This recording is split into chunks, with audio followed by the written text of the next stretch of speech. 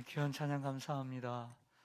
여러분들 오늘 새새벽 축제로 인해서 함께 이렇게 지금까지 열심히 달려오고 또 섬겨 주셔서 감사합니다.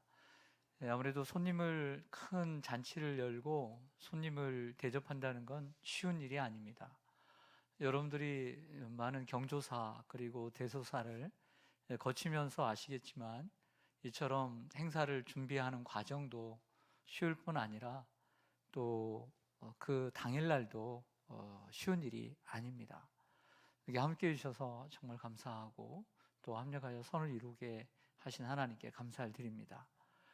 우리 성가대 이렇게 여러분들 보니까 일꾼들이 여기 대부분 모여 있는데 아마 여러분들도 아마 두 배로 정신적으로 또 육체적으로 두 배 정도로 아마 피곤하실 상태일 거예요. 그리고 여기 계시는 보니까요, 무거운 짐을 그 몇 번씩을 오르내리면서 수고하셨던 분들이 또 이렇게 귀한 찬양까지 또 이렇게 함께 해주셔서 감사하고 또 주님의 이로가 함께 하시길 간절히 원합니다. 우리 서로 인사하겠습니다. 오늘 수고 많으셨습니다. 축복합니다.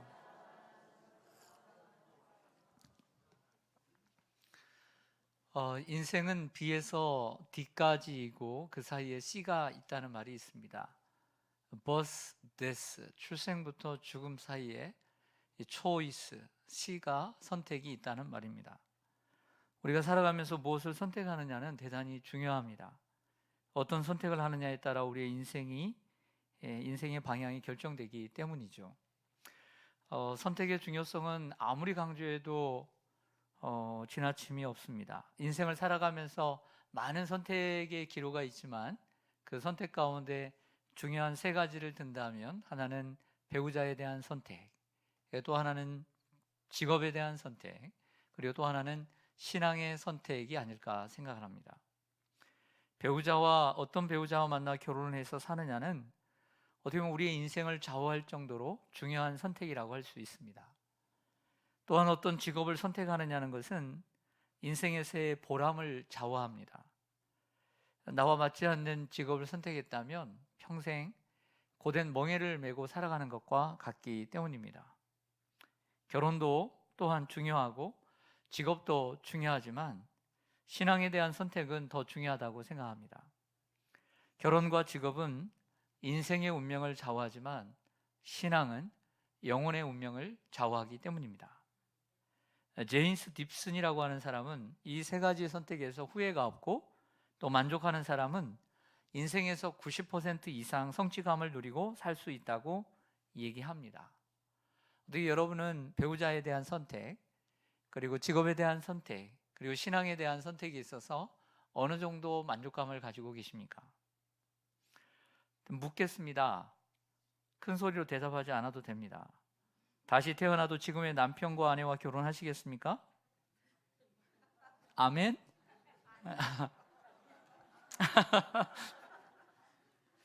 예, 어리석은 질문이라 생각합니다. 두 번째로 여러분들의 직업에 대한 성취감이 어느 정도 계신지 모르겠지만 여러분들이 다시 태어나도 그 직업을 가지고 가시겠습니까? 아마 여기에 대해서는 글쎄요라고 하는 대답이 중간 정도가 많지 않을까 생각을 해요. 왜냐하면 다른 직업도 한번 갖고 싶은 생각이 들기 때문이죠.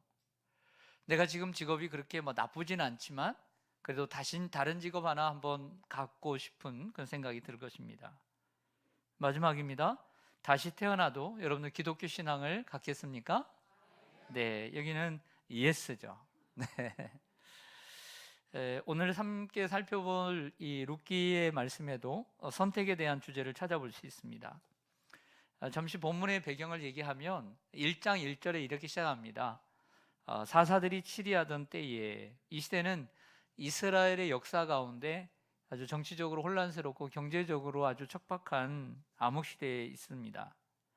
유다 베들레헴에 사는 엘레멜렉이라고 하는 한 가장이 있는데 그 아내와 두 아들이 있는데 아내 이름은 뭐죠? 나오미. 그리고 두 아들의 이름은 말론과 기럧입니다. 그들이 살고 있는 그 베들레헴에 흉년이 들어서 바로 그 옆에 요단강 왼쪽이죠. 동쪽, 오른쪽 그 동편에 있는 모압 땅으로 이민을 가게 됩니다. 근데 이민 가서 잘 살아야 되는데 잘 살지 못하고 가장인 엘리멜렉이 얼마 있다가 죽어버려요. 그리고 이제 말론과 기론이 거기 그 모압에 있는 여인들과 결혼을 해서 살다가 아기도 낳지 못하고 말론과 기론이 그곳에서 죽어버립니다. 그래서 가족 가운데 6명 중에 시어머니 나오미와 그리고 두 며느리, 이름이 뭐죠?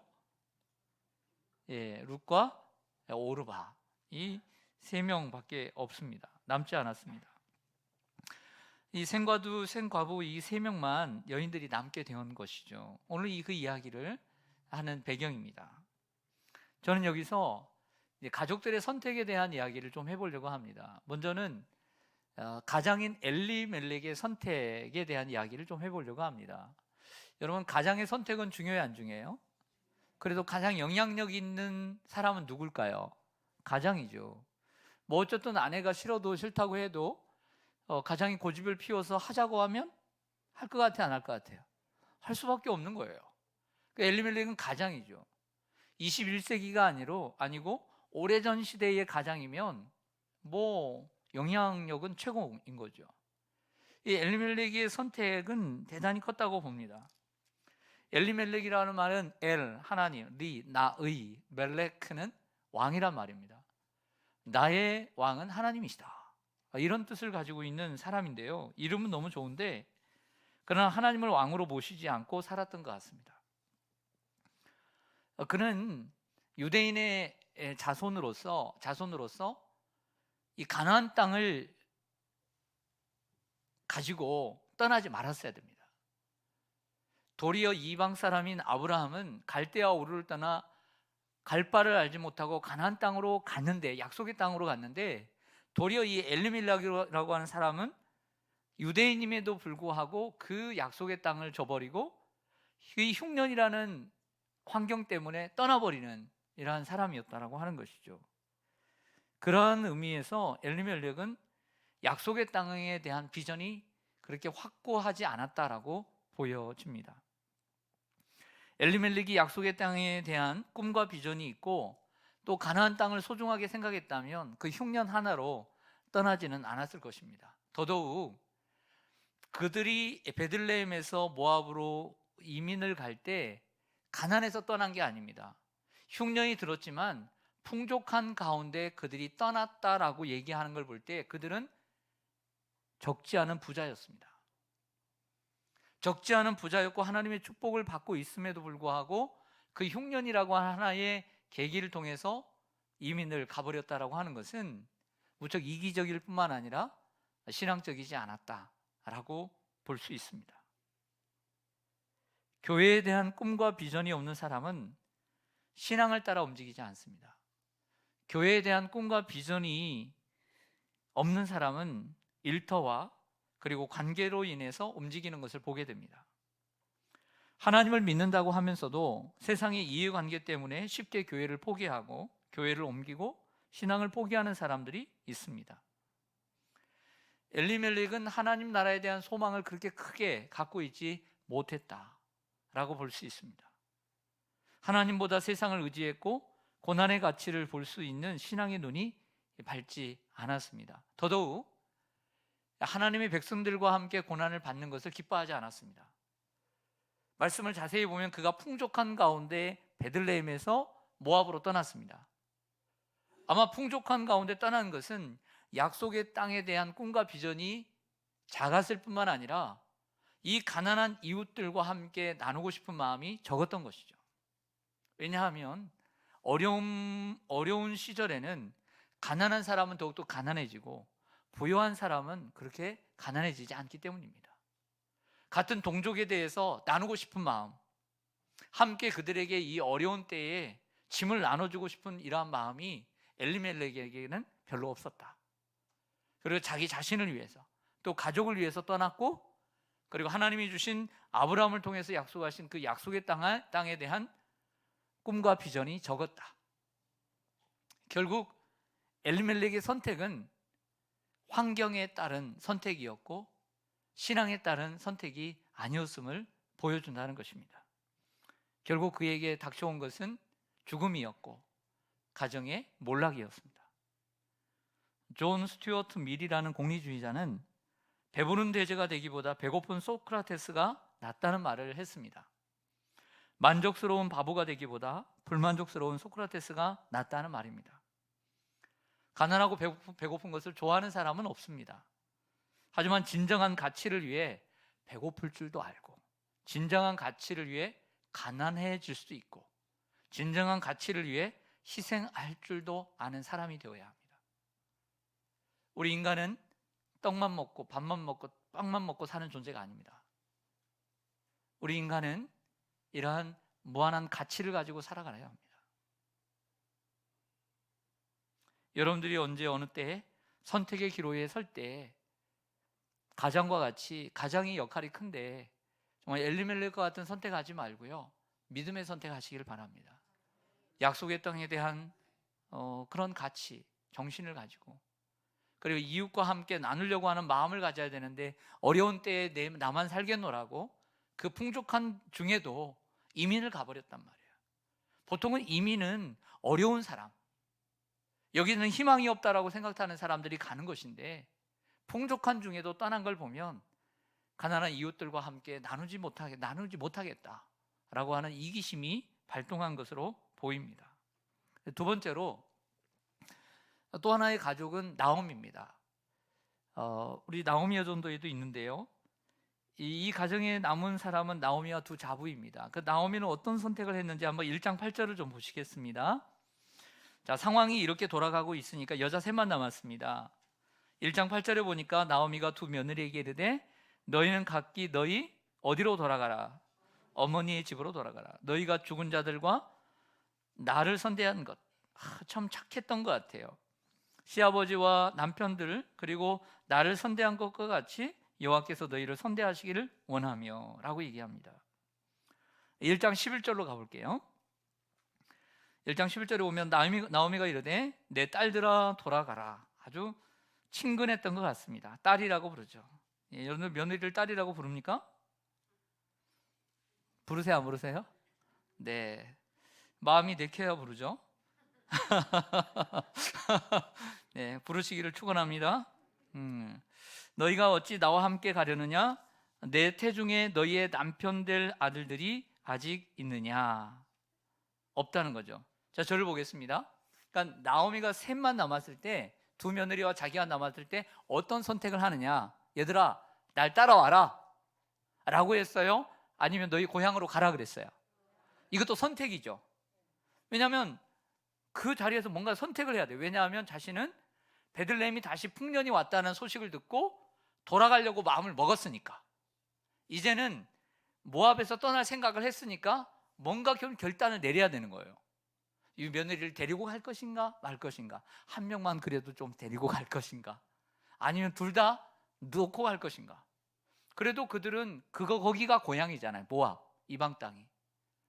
근데 나오미는 어떤 선택을 했죠?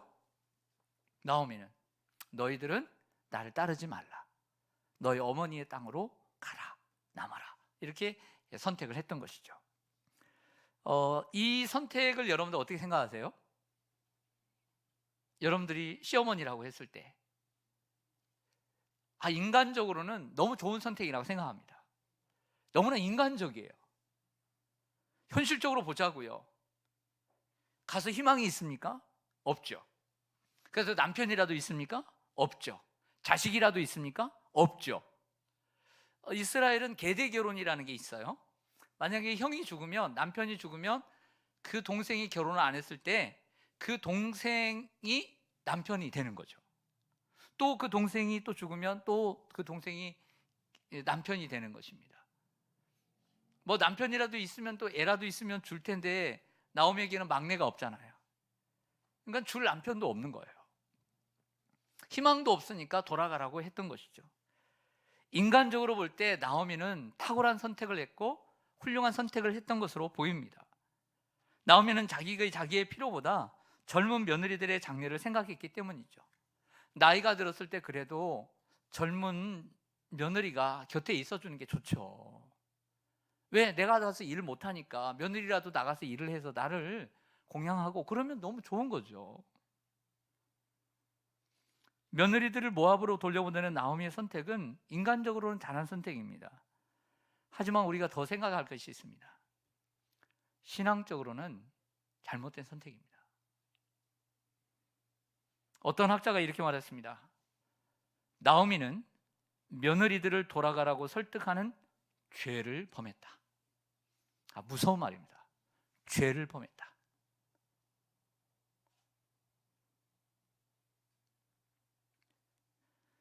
며느리들이 돌아가서 다른 남자와 결혼을 할 수 있습니다. 아이를 낳아서 잘 살 수 있죠. 그러나 지금까지 자란 신앙은 어디 갑니까? 그 어머니 나오미에게서 배운 신앙은 어떻게 하라는 겁니까? 필요 없다는 거란 것입니까? 그러면 떠나갔을 때 그 오르바와 룻이 그 신앙을 잘 지켜갈까요? 어떻게 생각하세요? 신앙 못 지키죠. 그것을 나오미도 알고 있었어요.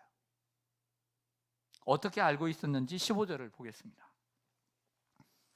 15절을 보시면 같이 한번 읽겠습니다. 시작. 나오미가 또 이르되 보라 내 동서는 그의 백성과 그의 신들에게로 돌아가나니 너도 너희 동서를 따라 돌아가라 하니. 아멘. 오르바는 돌아갔습니다. 근데 룻이 돌아가려고 하지 않자 얘기하는 게 뭡니다. 그의 백성과 그의 누구에게로 돌아가라. 신들에게로 돌아가라. 알고 있었습니다. 인간적으로는 참 곱고 아름다운 마음 같지만 신앙적으로는 잘못된 선택이에요. 이제 하나님 조금 알고 하나님 앞에 나온 그녀들을 그 생활이 어렵다고, 그 인생이 어떻게 인간적으로 생각할 때 그래도 내 곁에 있는 것보다 여기 남는 게 낫겠다, 새롭게 제가하고 그리고 애 낳고 사는 것이 좋을 것 같다. 하지만 하나님은 그걸 기뻐하시지 않았어요. 이제 생겨난 그 신앙 지켜가기를 원하셨던 거죠. 분명히 지금 돌아가면 그 백성에게뿐만 아니라 그 신들에게로 돌아가는 것을 알고 있었어요. 그거 보내면 안 되는 거였어요. 잘못된 신앙이에요. 잘못된 선택이에요. 며느리들의 육신의 행복보다 더 중요한 영혼의 행복을 선택했어야 합니다. 나오미의 선택은 영혼의 행복을 도모하는 것과는 전혀 상관이 없습니다. 나오미의 생각은 육신의 생각이요, 육신적인 선택이었습니다. 그런데 나오미와 같은 선택을 하는 이 땅에 부모들이 있습니다. 자녀들이 교회에 열심히 나가는 것을 보고 이렇게 얘기합니다. 교회는 다음에 나가도 되니까 지금 공부해라. 봉사는 얼마든지 다음에 해도 되니까 지금 취업 준비해라. 교회는 다음에 나가도 되니까 직장 일에 열심히 해라. 가정을 돌봐라.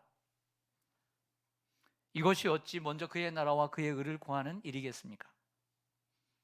자녀의 장래를 위해서는 지혜로운 선택처럼 보이지만 자녀들의 신앙이 점점 사라져가고 자녀들의 이성과 판단력이 신앙 없는 상태로 굳어진다면, 그렇게 하나님 없는 상태로 인생을 살게 된다면 그 책임은 누가 져야 하겠습니까? 인간적인 생각 때문에, 세상적인 행복과 출세 때문에 자녀들의 신앙과 영혼을 세상에 내어줘서는 절대 안 됩니다. 어느 한순간도 방심해서는 안 되는 것입니다. 그것이 바로 나오미가 우리에게 보여준 선택입니다. 그나마 나오미가 잘한 것은 이 복된 소식을 듣고 베들레헴의 풍년의 소식을 듣고 돌아간다는 것입니다. 6절을 좀 보실까요? 1장 6절로 한번 가보겠습니다. 1장 6절. 그 여인이 모압 지방에서 여호와께서 자기 백성을 돌보시사 그들에게 양식을 주셨다 함을 듣고 이에 두 며느리와 함께 일어나 모압 지방에서 돌아오려 하여 라고 말합니다. 이것을 가리켜 복음이라고 얘기합니다. 그 소리가 복음이다 이런 것을 캐치할 줄 알아야 돼요. 다시 풍년이 돌아왔구나. 다시 내가 돌아가야지. 하나님의 모든 은혜는 복음으로부터 시작이 됩니다. 하나님께서 자기 백성들을 돌보시사 양식을 주셨다는 복음은 기쁜 소식이자 나오미에게 어수속히 하나님께로 돌아오라는 신호였던 것이죠. 이 신호를 듣고 하나님께 돌아가는 것입니다. 사실 오늘 오전에 새생명축제에 오셨던 분들에게 제가 복음을 전했습니다. 이 복음을 그들이 듣고, 이게 복음인데요, 이 복음을 듣고 행동으로 옮기는 사람이 나오미와 같은 축복을 받는 거예요. 우리는 그들에게 심겨진 복음의 씨앗들이 잘 심겨지기를 또 끝났음에도 불구하고 또 기도합니다. 그리고 또 돌봐야 되고요. 하나님께서 주시는 복음을 오전 말씀처럼 더 이상 미루지 말고 그 말씀 앞에 나가 우리의 자신을 드려야 될 줄로 믿습니다. 끝으로 룻의 선택을 한번 생각해 보겠습니다. 여러분들, 시어머니 나오미가 이게 돌아가라고 얘기하니까 오르바가 돌아가 버렸습니다. 고민하다가. 그러니까 이제 룻밖에 안 남았거든요. 다시 돌아가라고 합니다. 야, 오르바처럼 너도 돌아가라. 사실 환경적으로 볼 때 뭐 비전이 있습니까? 미래가 있습니까? 꿈이 있습니까? 여러분, 뭐 재산이라도 부모님이 좀 남겨주시거나 남편이 남겨두거나 그것도 없습니다. 그것도 뭐 그 모압이라는 땅에서 자랐는데 또 낯선 땅으로 저기 어머니 모시고 간다는 게 이게 쉬운 일이겠습니까?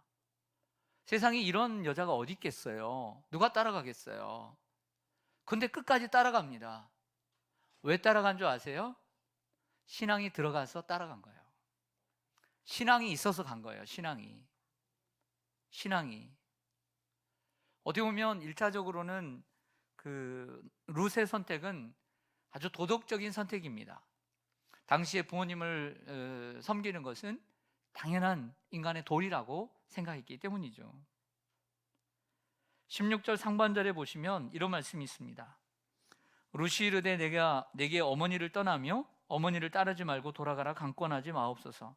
어머니께서 가시는 곳에 나도 가고 어머니께서 머무시는 곳에서 나도 머물겠나이다. 어머니에게 먼저 초점이 맞춰져 있어요. 내가 인간적으로 의리를 지키고 어머니께 효도하겠습니다. 우리가 살고 있는 이 시대는 실용주의 시대입니다. 실용주의란 편리함을 추구하는 시대이고 무엇이 편하고 편리한가를 보고 결정하는 시대를 실용주의라고 합니다. 실용주의는 도덕적 정당성을 묻지 않습니다. 이것이 옳은가 보다는 이것이 나에게 얼마나 이익한가, 유익한가를 따라서 결정을 내리는 것이 실용주의입니다. 반대로 도덕주의는 정당한 선택을 의미합니다. 사람이 사람과 살아가면서 지켜야 할 도리, 가치를 지키면서 살아가는 것을 도덕주의라고 얘기합니다. 룻의 선택은 도덕주의 선택이었습니다. 실용주의 선택이 아니었습니다. 우리가 살아가면서 내 편리만을 생각하고 살아가면 안 됩니다. 인간의 도리와 가치를 생각하고 살아갈 필요가 있습니다. 그러나 더 중요한 선택은 룻의 선택은 신앙적 선택이었다라고 하는 것이죠. 16절을 다시 한번 우리 같이 한번 읽기를 원합니다. 시작. 룻이 이르되 내게 어머니를 떠나며 어머니를 따르지 말고 돌아가라. 강권하지 마옵소서. 어머니께서 가시는 곳에 나도 가고 어머니께서 머무시는 곳에서 나도 머물겠나이다. 어머니의 백성이 나의 백성이 되고 어머니의 하나님이 나의 하나님이 되시리니. 아멘. 2차적으로 그는 어머니에 대한 예의만 지키는 것이 아니라 어머니의 백성이 나의 백성이 되고 어머니의 하나님이 나의 하나님이 되겠다라고 신앙의 고백을 합니다. 룻은 영적으로 어린 신자였지만 질적으로 확고한 신앙을 갖고 있었습니다. 그 신앙은 이 시어머니 나오미를 통해 배운 신앙이라고 생각합니다. 자녀들은 어머니를 통해서, 아버지를 통해서 배우게 되어 있습니다. 또 후배들은 선배를 통해서 배우게 되어 있습니다. 우리 주방팀 참 수고들 많이 하시는데요. 주방팀에서 이렇게 하시는 주방팀장님이나 이렇게 하신 분들이 좀 이제 힘들고 그럴 아마 시기일 것 같아요. 또 김장도 해야 되고 새생명축제도 있고 또 연세도 들어가고. 그런데 감사하게도 그 뒤에 후배들이 다 어깨너머로 다 배우는 거예요. 배우면서 이렇게 대접하는 것이고 이렇게 섬기는 것이고 이렇게 하는 것이구나 배우게 되는 거죠. 신앙도 마찬가지예요. 신앙도 배우는 거예요. 그냥 보고 배우는 거죠. 자녀들은 다 보고 있어요. 다 본다니까요. 보면서 닮아가는 겁니다. 그래서 보고 배우는 교육이 최고죠. 나오미는 이방 땅에 가 있었지만 그래도 나오미는 믿음의 여인이었음을 알 수 있죠. 그 며느리가 거기에 나왔기 때문입니다. 룻은 제대로 된 믿음이 들어간 것 같아요. 어머니를 따라가고 어머니의 하나님을 따라간다는 것은 결국에 이 세상에서 누릴 행복을 내가 선택하지 않고 하나님을 선택하겠다는 거예요. 할렐루야. 이게 어려운 거예요, 여러분. 이 선택이 쉬운 게 아니에요. 현실적인 얘기라니까요. 비록 더 큰 고난이 온다 할지라도 내가 하나님을 믿고 살겠다는 의지가 강합니다. 이 세상에서 가질 수 있는 행복의 조건들을 포기하고 내가 끝까지 하나님과 예수 그리스도를 믿고 살겠다는 의지가 룻에게는 차고 넘치고 있습니다. 우리에게도 이러한 믿음이 있어야 될 줄로 믿습니다. 점점 신앙은 자라야 합니다. 자라면서 확신이 있어야 합니다. 그 확신은 환경을 뛰어넘습니다.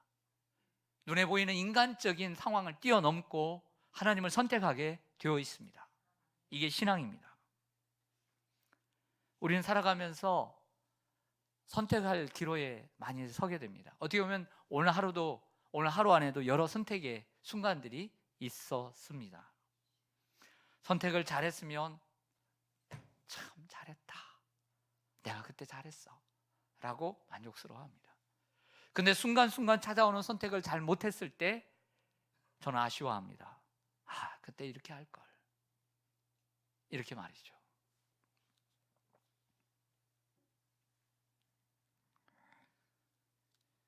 룻이 하나님을 알고 하나님의 백성이 된 것은 하나님의 계획이었습니다. 결국 여러분들 잘 아시는 것처럼 룻이 누구의 조상이 되죠? 룻이 그렇죠. 예수 그리스도의 조상이 됩니다. 결국에 다윗의 증조모가 되고 예수 그리스도의 족보에 올라가는 믿음의 여인이 됩니다. 무슨 얘기냐면 우리가 예수님을 믿는 것은 다 하나님의 계획 속에 있다는 말씀입니다. 하나님이 우리를 예정하시고 선택하셔서 우리를 불러주셨다는 거죠. 그것을 믿고 따라가는 것이 믿음인 줄 믿습니다. 또한 우리가 어떤 상황이든 예수를 믿고 따를 때 우리는 선한 영향력을 끼칠 수 있습니다. 바라기는 우리가 살아가면서 바른 선택을 하며 살기를 소망합니다. 삶이 아무리 힘들어도 엘리멜렉과 같은 선택하지 말고, 아무리 인간적으로 내가 너무한다 생각해도, 정말 인간적으로 내가 좀 선대해주고 싶어도 그게 인간적이지만 신앙적이지 않을 때 신앙을 선택해야지 인간적인 걸 선택하면 안 되는 거예요. 우리는 룻과 같이 도덕적이고 그리고 신앙적인 선택을 해야 될 줄로 믿습니다. 이러한 바른 선택으로 하나님의 계획과 뜻을 이루어가고 우리가 볼 수 없는 하나님의 뜻이 여러분을 통해서 이루어지기를 간절히 소망합니다. 아멘. 기도하겠습니다.